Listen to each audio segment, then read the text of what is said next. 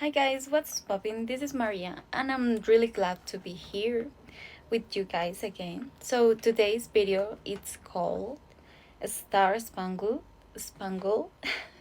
Banner as you have never heard it. Okay guys, so if you want to get to know me more or see more content about me, I'm gonna leave it in the description, okay? So yes, let's watch the video.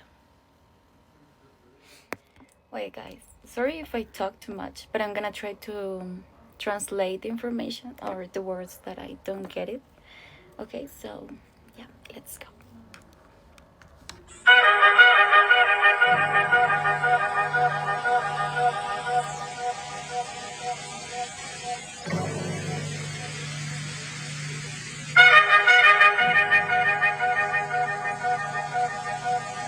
There was a lawyer once, his name was Francis Scott Key.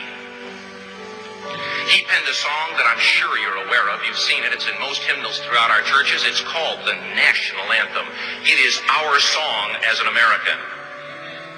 We go, however, to a ball game. We stand in our church services and we sing the words of that song, and they float over our minds and our lips, and we don't even realize what we're singing. Most of us have memorized it as a child, but we've never really thought about what it means. Let me tell you a story.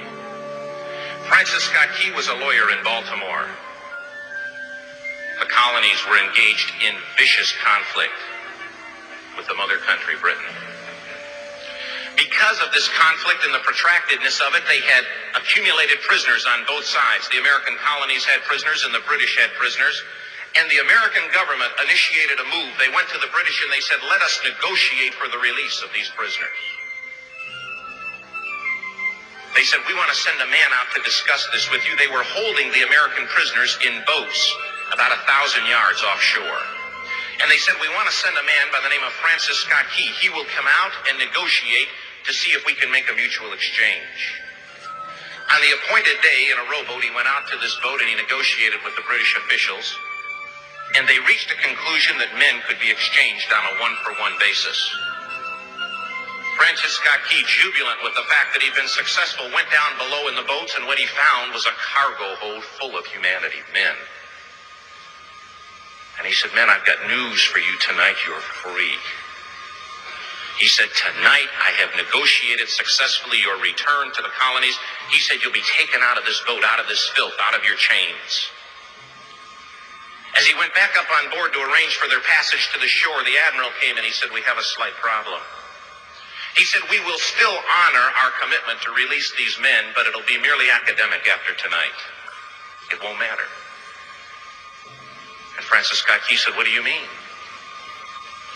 He said, well, Mr. Key, he said, tonight we have laid an ultimatum upon the colonies. Your people will either capitulate and lay down the colors of that flag that you think so much of, or you see that fort right over there, Fort Henry? He said, we're going to remove it from the face of the earth. He said, how are you going to do that? He said, if you will, scan the horizon of the sea. And as he looked, he could see hundreds of little dots. And he said, that's the entire British war fleet. He said, all of the gunpowder, all of the armament is being called upon to demolish that fort. It will be here within striking distance in a matter of about 2.5 hours. He said, the war is over. These men would be free anyway. He said, you can't shell that fort. He said, that's a large fort. He said, it's full of women and children. He says, it's predominantly not a military fort. He said, don't worry about it. They said, we've left them a way out. And he said, what's that? He said, do you see that flag way up on the rampart? He said, we have told them that if they will lower that flag, the shelling will stop immediately. And we'll know that they've surrendered, and you'll now be under British rule. Francis Scott Key went down below and told the men what was about to happen. And they said, how many ships? He said, hundreds. The ships got closer. Francis Scott Key went back up on top and he said, men, I'll shout down to you what's going on as we watch. As twilight began to fall, and and as the haze hung over the ocean as it does at sunset, suddenly the British war fleet unleashed. He says the sound was deafening. There were so many guns that there were no reliefs. He said it was absolutely impossible to talk or hear. He said suddenly the sky, although dark, was suddenly lit. And he says from down below, all he could hear the men, the prisoners, saying was, "Tell us where the flag is. What have they done with the flag? Is the flag still flying over the rampart? Tell us." 1 hour, 2 hours, 3 hours into the shelling, every time the bomb would explode and it would be close to the flag, they could see the flag in the illuminated red glare of that bomb. And Francis Scott Key would report down to the men below, "It's still up. It's not down." The admiral came and he said, "Your people are insane." He said, "What's the matter with them?" He said, "Don't they understand this is an impossible situation?" Francis Scott Key said he remembered what George Washington had said. He said, "The thing that sets the American Christian apart from all other people in the world is he will die on his feet before he'll live on his knees." The admiral said, "We have now instructed all of the guns to focus on the rampart to take that flag down." He said, "We don't understand something. Our reconnaissance tells us that that flag has been hit directly again and again and again, and yet it's still flying. We don't understand that."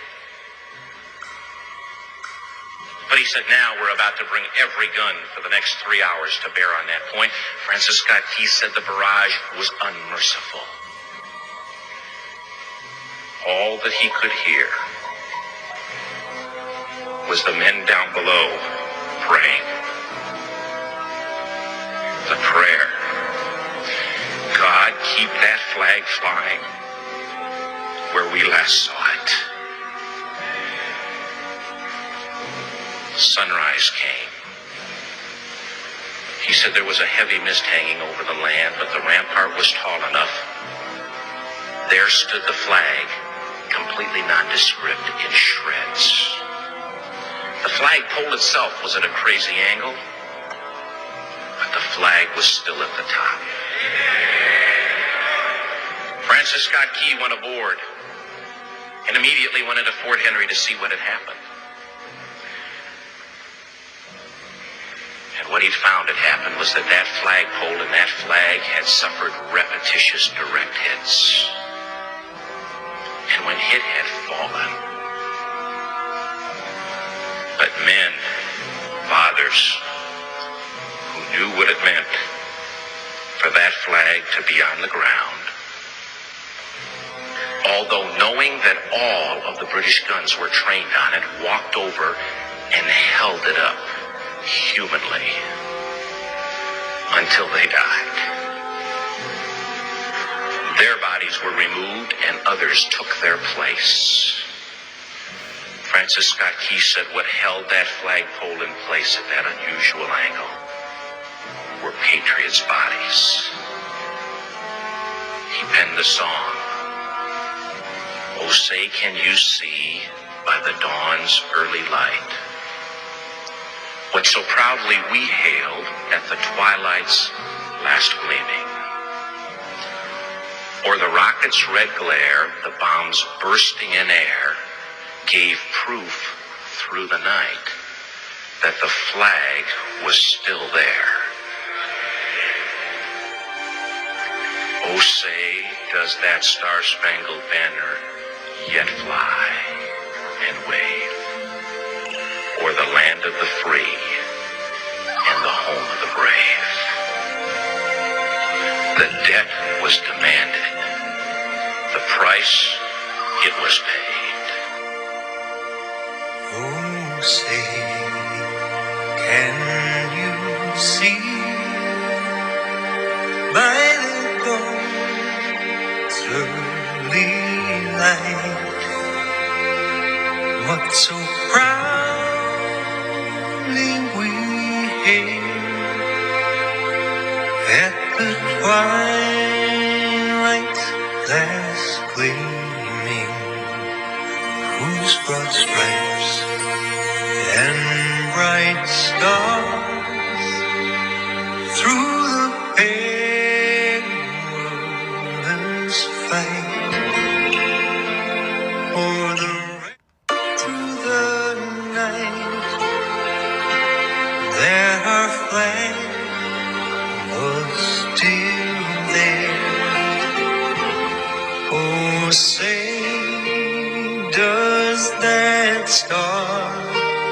Spangled banner yet wave o'er the land of the free and the home of the brave. Oh, say does that star-spangled banner yet wave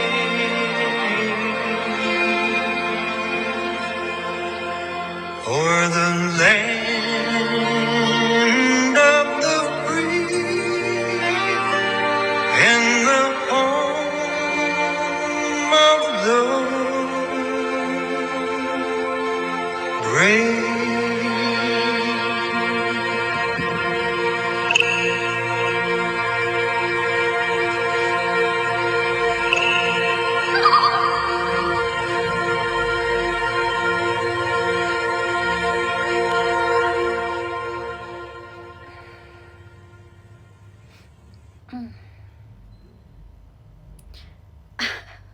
Okay, guys, that was all for this video. So thank you for watching it till the end. So please go and follow me on social media.